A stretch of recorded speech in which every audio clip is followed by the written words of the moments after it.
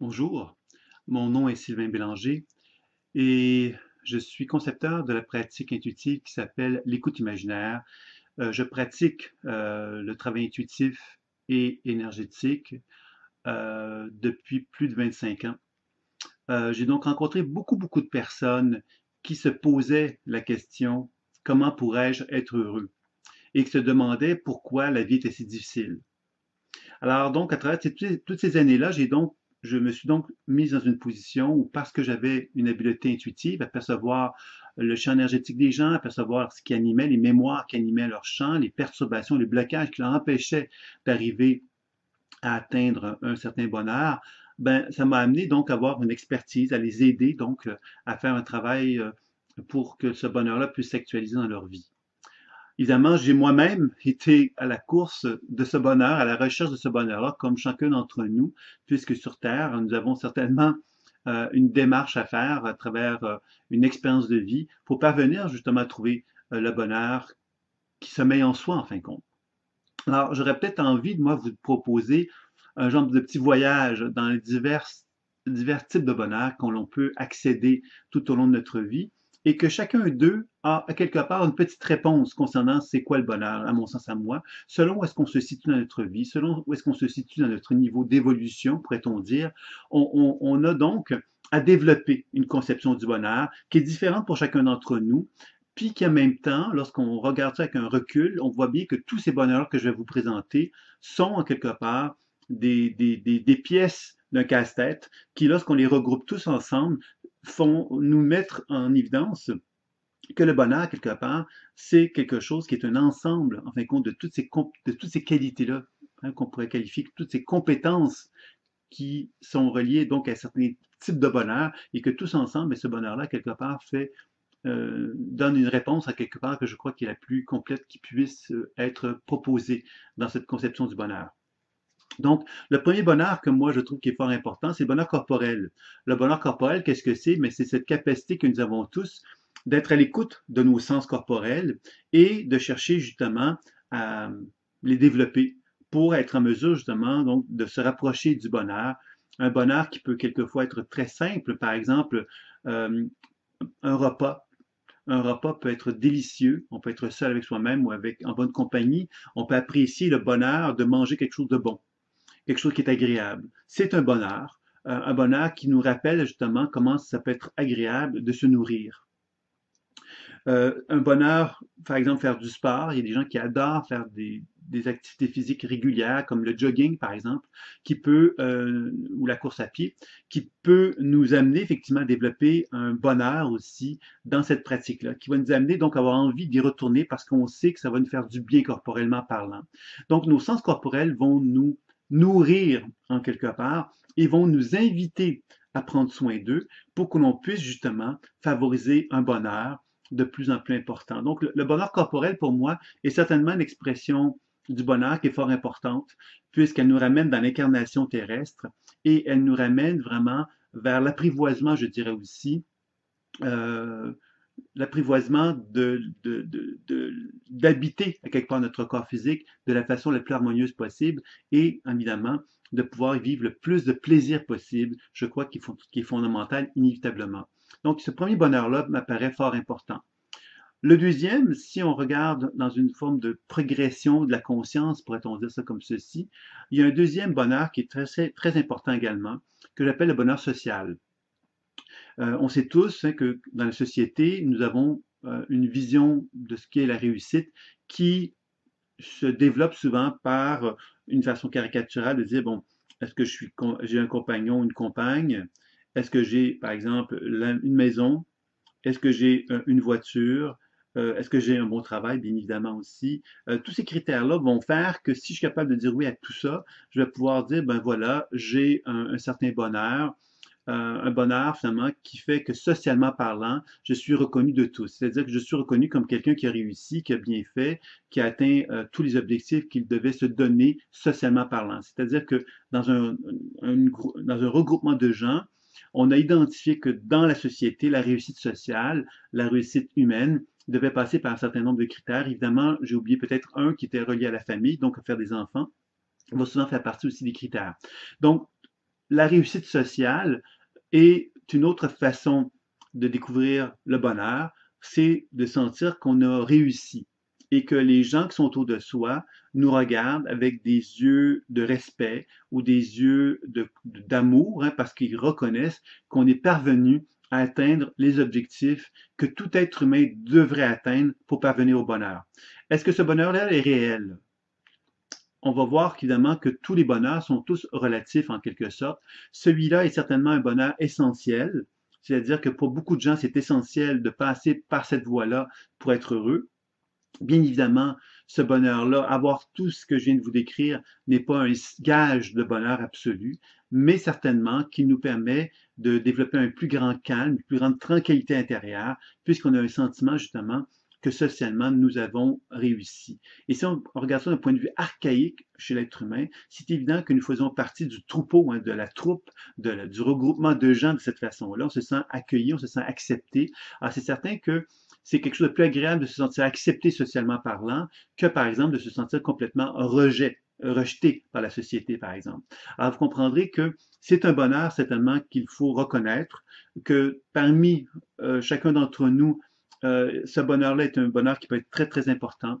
D'autres vont y voir beaucoup moins d'importance à développer des efforts pour répondre à ces standards-là, mais si nous y répondons, sans doute que nous allons le faire parce que nous considérons que le bonheur va passer par cette voie-là, la voie d'une reconnaissance sociale. Alors, on va donc travailler fort pour que cette reconnaissance sociale-là soit atteinte. Alors, évidemment, le danger de ce type de bonheur-là est bien, que ce bonheur-là, quelque part, nous rapproche finalement d'une reconnaissance, donc nous rapproche du regard extérieur, et que ce regard extérieur-là devient plus important que ce que nous avons comme propre regard sur nous-mêmes, c'est-à-dire que le bonheur ne soit plus basé sur ce que nous ressentons, ce que nous vivons intérieurement ou sur nos propres valeurs, mais davantage sur le regard extérieur, ce qui serait dommage, bien évidemment. Quand nous sommes arrivés à cette étape de reconnaissance sociale, nous arrivons à nous dire, mais peut-être que je pourrais faire mieux. C'est-à-dire que maintenant que je suis reconnu socialement, je pourrais devenir un leader, je pourrais devenir un meneur, je pourrais développer une propre expertise, une propre vision, quelque chose qui me ferait que je deviendrais finalement devant et que les gens suivraient. Donc non seulement je serais reconnu socialement, mais je serais reconnu comme étant le meilleur. C'est là qu'on va développer ce que j'appelle euh, le bonheur du pouvoir. Quand je dis le bonheur du pouvoir, ça ne veut pas dire nécessairement que le pouvoir, c'est quelque chose de il ne faudrait pas associer à quelque chose de négatif pour moi. Le pouvoir, c'est une puissance qu'on reconnaît simplement, qu'on a comme individu, et que ce bonheur-là est pour nous important aussi de reconnaître qu'on a envie, nous, d'avoir un certain pouvoir pour pointer, pour amener des gens à suivre une direction, à suivre un chemin que nous avons reconnu comme étant essentiel. Alors, ce chemin-là, évidemment, peut être de différents types, hein, d'interventions, peut prendre diverses voies pour atteindre ce bonheur associé donc à cette volonté d'avoir du pouvoir.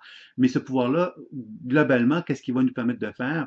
C'est qu'il va nous permettre de montrer justement que dans notre expertise de vie, nous sommes parvenus à reconnaître qu'à l'intérieur de nous-mêmes, nous avions quelque chose, une certaine force, une certaine puissance que nous avions envie de manifester. Alors, nous avions été reconnus socialement et là, nous avons en plus le désir de montrer à ces êtres humains qui nous reconnaissent que nous sommes un leader, que nous sommes capables de les amener dans une direction, dans un chemin, dans une voie qui va leur permettre de nous regarder comme étant quelqu'un qui a une certaine puissance, une certaine force et qui a pu les amener hein, dans une direction, dans des sommets, dans un niveau de compétence X, Y, Z.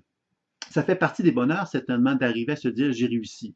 J'ai réussi, j'ai cru que j'étais capable de faire mieux que d'autres êtres humains et j'y suis parvenu. J'ai donc un certain bonheur à le faire. On sait que ce bonheur, on pourrait facilement le juger en se disant oui, mais c'est un bonheur qui est superficiel. En fin de compte, on doit se rappeler que les bonheurs, en quelque sorte, ils sont tous à un niveau plus ou moins important, superficiel. Plus on s'élève notre conscience et plus on se rend bien compte que le bonheur, c'est quelque chose qui dépasse tout ça. Et on va y arriver à travers la progression que je vais vous proposer. Puisqu'évidemment, si on poursuit notre logique de ce bonheur, on arrive au bonheur que je pourrais appeler euh, le bonheur de l'amour de soi.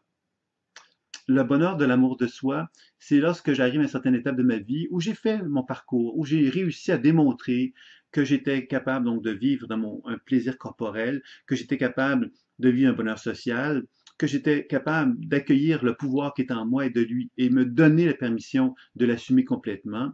Et j'arrive à une étape de ma vie où j'ai un sentiment de reconnaissance envers mon être. C'est un bonheur intéressant celui-là, puisque je me donne l'autorisation de reconnaître que je suis heureux. Je suis heureux pourquoi? Parce que j'ai fait un chemin, j'ai pris une voie, j'ai pris une route qui m'appartenait et je me suis donné l'autorisation de la suivre et je me suis donné l'autorisation de croire en ce chemin-là que je me suis donné et je suis parvenu à un certain sentiment de satisfaction. J'ai un sentiment de réussite qui est en moi. Ce sentiment de réussite va souvent entraîner le besoin de se dire, ben maintenant que j'ai réussi, maintenant que j'ai acquis par ma façon de voir les choses, un certain degré de compétence, de réussite, j'ai envie de le partager. J'ai envie de concevoir que maintenant que j'ai réussi quelque chose, j'ai envie de dire aux gens, on est tous capables. On est tous capables de réussir. Et c'est là souvent qu'on va arriver à un processus que j'appelle d'individualisation. C'est-à-dire que le bonheur va nous amener à concevoir que nous avons envie de montrer un chemin à l'humanité en disant, ben voilà, moi j'ai fait un certain parcours, puis je me suis rendu compte d'un certain nombre de choses, et aujourd'hui, maintenant que j'ai réussi, j'ai envie à quelque part qu'on se tende tous la main, puis qu'on se rende compte à quelque part qu'on est tous humains, et qu'on aura envie de construire quelque chose de mieux, de plus extraordinaire, de plus fantastique que tout ce qui a pu être créé sur Terre jusqu'à maintenant. C'est la nature communautaire qui s'installe à ce moment-là, où on reconnaît justement qu'on a donc un modèle humain qu'on a en tête parce qu'on a appliqué un certain nombre de recettes pour atteindre un certain type de bonheur ou même plusieurs petits bonheurs qu'on a atteints et que l'on a envie quelque part de dire, mais voilà, je pense que maintenant que j'ai atteint un bonheur individualiste, j'ai envie d'atteindre un bonheur communautaire, un bonheur qui va se répartir chez les êtres humains et avec lesquels nous allons pouvoir tous travailler ensemble à un bonheur de plus en plus important. C'est en quelque sorte le bonheur, justement, un bonheur qu'on pourrait qualifier de communautaire, hein, aussi, donc c'est un bonheur qui nous ramène à l'amour de soi et qui nous amène à cette envie donc de collaborer, de partager, de mettre en place justement une nouvelle vision du bonheur. Donc je pense que c'est fort intéressant comme bonheur que celui-là aussi. Ensuite, il y a évidemment le bonheur que j'appellerais du créateur, c'est-à-dire le bonheur créatif, c'est-à-dire le bonheur de celui qui est heureux dans la créativité, qui est heureux lorsqu'il arrive avec des inspirations. C'est quelqu'un qui est très connecté avec la créativité, avec les inspirations, avec des nouvelles idées. Et comme il est très connecté à ça, il se laisse guider par cette créativité-là. Et il a envie naturellement de donner une expression de cette créativité-là dans sa vie. Donc, c'est un inventeur, c'est un créatif, c'est quelqu'un qui a un grand plaisir justement à arriver avec ces idées-là et de pouvoir évidemment les réaliser parce une idée créative, si on n'est pas en mesure de la réaliser, on n'est pas en mesure de la concrétiser, ça demeure un rêve, ça demeure quelque chose qui n'est pas installé dans la matière. Donc, inévitablement, ce bonheur-là, quelque part, va être relié à cette capacité de prendre l'idée créative que j'ai ou l'inventivité que j'ai et de lui donner une expression terrestre. Encore là, c'est un bonheur de pouvoir arriver à dire, voilà, j'ai eu une inspiration et j'ai réalisé cette inspiration-là, j'en ai fait quelque chose de concret. C'est un grand bonheur de pouvoir arriver à dire, ben voilà, j'ai accompli ce que j'ai eu comme conception, j'y ai cru et j'ai pu le réaliser. Là encore là, on pense à tous les grands processus créatifs qui existent dans l'humanité. Hein. On a tous entendu parler de gens qui ont eu des idées un peu folles, par exemple, et ils y ont cru, puis ils sont arrivés à les concrétiser, puis ils sont parvenus justement à un grand sentiment de réussite de leur part à eux, mais aussi de constater que ces grands sentiments de réussite-là ont été accueillis favorablement aussi par le public. Ça le rendait encore plus heureux, bien évidemment. Donc, c'est un bonheur. C'est le bonheur créatif. Alors, ce bonheur créatif-là, évidemment, il y a deux types de bonheur créatif, pourrait-on dire. Il y a celui du créateur qui crée. Il n'a pas nécessairement un grand succès dans sa créativité, mais il est pleinement heureux d'avoir fait ce qu'il avait à faire parce qu'il est convaincu que ce qu'il a fait correspondait parfaitement à son chemin de vie. Alors, on peut des fois faire quelque chose de très important, mais sur le moment, les gens ne le verront pas et le verront que plusieurs années plus tard, par exemple. Mais comme je suis complètement convaincu de ce que j'ai fait est en harmonie avec moi et que je sais que ça a une certaine valeur, même si les autres ne le reconnaissent pas, je suis en mesure de pouvoir vivre un certain bonheur malgré tout cela. Et évidemment, l'autre type de bonheur qui va être dans cette expression de la créativité, c'est celui, évidemment, de celui qui arrive avec une idée créative et évidemment qui est reconnu socialement parlant, donc qui va non seulement ressentir un bienfait de pouvoir constater qu'il est en harmonie avec lui-même, mais en plus, l'extérieur va lui refléter justement qu'il a bien fait, puisqu'on le reconnaît. Alors donc, il y a quelque chose de beaucoup plus facile dans cette condition-là ici, mais je voulais comme préciser les choses pour bien mettre en évidence que ce bonheur créatif n'est pas toujours un bonheur qui va être associé à un bonheur social, à une réussite sociale ou un sentiment que j'ai fait quelque chose d'extraordinaire. C'est pas toujours le cas. Ensuite, il y a le bonheur que moi j'appellerais le bonheur du sage. Le bonheur du sage, c'est celui qui apprend à reconnaître de plus en plus clairement que tout ce qui se passe dans sa vie est en relation avec l'idée qu'il est un émetteur lui-même. Et là, ça peut faire penser évidemment à la loi de l'attraction, c'est-à-dire que moi, j'ai une énergie que je dégage. Dans cette énergie-là, j'ai une certaine programmation que j'ai créée inconsciemment, que j'apprends tout au long de ma vie à devenir conscient de. Et parce que je deviens conscient de ça, mais j'apprends justement à épurer tout ce processus inconscient qui est en moi, de façon à ce que je sois de plus en plus en harmonie avec mon être.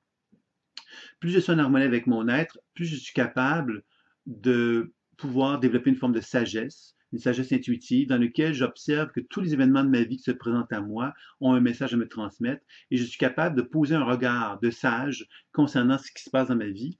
Et je peux aussi adopter cette position de sage pour des situations que des gens peuvent m'apporter et me donner comme information. Et ça m'amène donc à un certain bonheur. Le bonheur donc de partager une certaine sagesse que j'ai développée. Et cette sagesse-là me permet justement de pouvoir aider les gens à comprendre le sens de leur expérience et ça leur permet donc de pouvoir effectivement grandir, évoluer, progresser, etc. Et moi, ça me rend heureux. Alors ça, c'est un autre type de bonheur qu'on peut tous aussi peut-être reconnaître dans notre vie. Et on a tous des fois des petits moments de joie quand on peut aider quelqu'un, c'est naturel. Donc il y a des gens évidemment qui sont spécialisés dans ce type d'intervention-là, d'être capable de comprendre ce que les gens vivent, être capable de leur donner une compréhension de ce qui se passe. Par exemple, je pense que le travail que moi j'ai fait tout au long de ma vie jusqu'à maintenant a été beaucoup orienté dans cette voie-là. Ça m'a apporté un certain type de bonheur.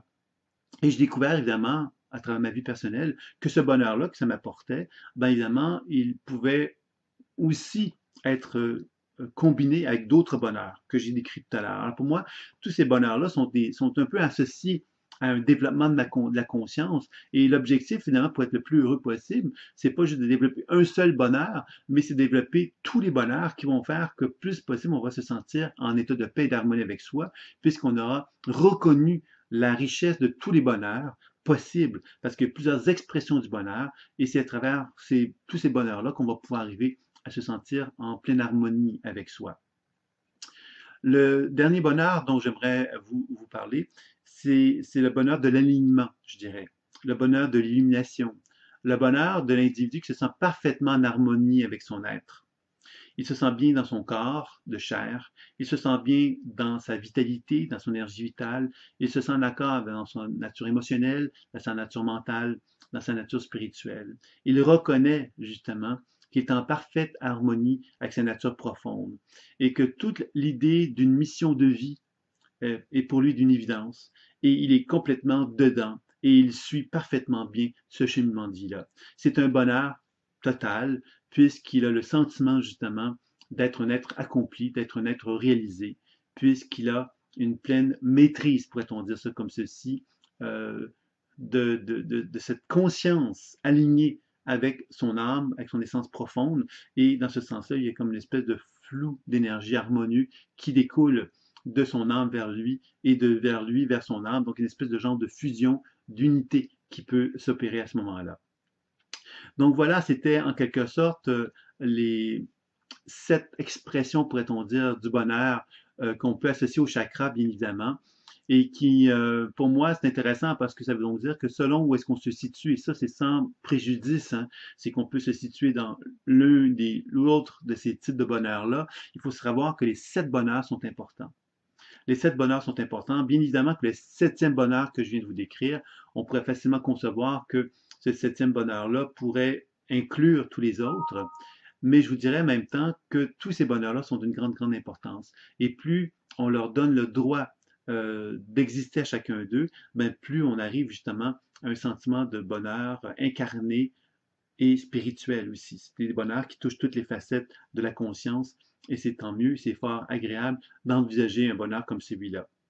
Donc, dans ma pratique, c'est beaucoup ça que j'ai observé, c'est que le bonheur est relatif à chacun d'entre nous. Nous avons des histoires différentes, nous avons des vécus différents. Évidemment, le bonheur d'aimer et d'être aimé est un bonheur important. Pour moi, sans l'avoir précisé dans mon message d'aujourd'hui, je l'incluais. Hein. Le bonheur d'être en famille, le bonheur, plein de bonheur quelque part que je ne vous ai pas parlé ouvertement aujourd'hui, mais je voulais présenter plutôt un concept général qui vous permet donc de pouvoir concevoir justement que le bonheur que nous visons tous est un bonheur qui nous appartient. C'est un bonheur qui nous appartient et qui appartient à nous parce qu'il est à l'intérieur de nous. Et que ce bonheur-là, quand nous ne l'avons pas à l'intérieur de nous-mêmes, c'est parce que quelque part, la vie veut nous enseigner quelque chose. Elle veut nous refléter quelque chose par l'extérieur, un peu comme dans le concept de la loi d'attraction, pour nous faire comprendre quelque chose et que ce quelque chose, si nous comprenons intérieurement, nous allons nous libérer de la forme extérieure. Et cette forme extérieure qui se libère de nous nous permet d'accéder encore plus profondément au bonheur, le bonheur que nous pouvons posséder véritablement, puisque c'est quelque chose qui est de l'intérieur de soi. Ce n'est pas l'extérieur qui nous provoque ce bonheur-là, c'est notre intérieur qui apprend à le cultiver et à lui donner de plus en plus d'importance. Et c'est là qu'on se rend compte, effectivement, que dans ce bonheur-là, il y a un grand pouvoir de détachement, un grand lâcher-prise par rapport à ce que la vie peut nous apporter sur Terre. On apprend justement à comprendre que tous ces événements-là sont là pour nous faire avancer, faire progresser, faire évoluer, et qu'à travers cette évolution-là, on apprend justement à se dégager de ces manifestations, hein, pour comprendre que derrière ces manifestations, il y a une grande force universelle qui est là pour nous guider et nous amener à progresser et à évoluer d'une façon de plus en plus importante. Alors pour moi, c'est ça un peu le bonheur. Le bonheur, c'est de retrouver chacune de ces facettes associées au bonheur qui est en nous, de chercher à les cultiver tous et chercher justement à bien prendre conscience que si nous n'avons pas le bonheur pleinement aujourd'hui, c'est que nous avons quelque part regardé les obstacles qui sont présents et de comprendre que ces obstacles-là nous indiquent le chemin, nous indiquent le chemin à parcourir pour se dégager, se libérer, pour enfin trouver ce bonheur-là. Nous ne l'avons pas, en fait, nous n'avons même pas le trouvé, il est là. Nous avons simplement accepté que le chemin des obstacles est le chemin qui va nous amener à ce bonheur-là. Et que si on l'accepte, ben je pense qu'à ce moment-là, il n'y a plus de limite. Le bonheur est là, et il est là pour la fin, pour jusqu'à la fin des temps. Voilà, donc c'était un peu mon petit discours, mon petit message et ma petite définition, en fin de compte, très humblement, de qu'est-ce qui est le bonheur. Alors, je vous le souhaite tous ce bonheur. À très bientôt.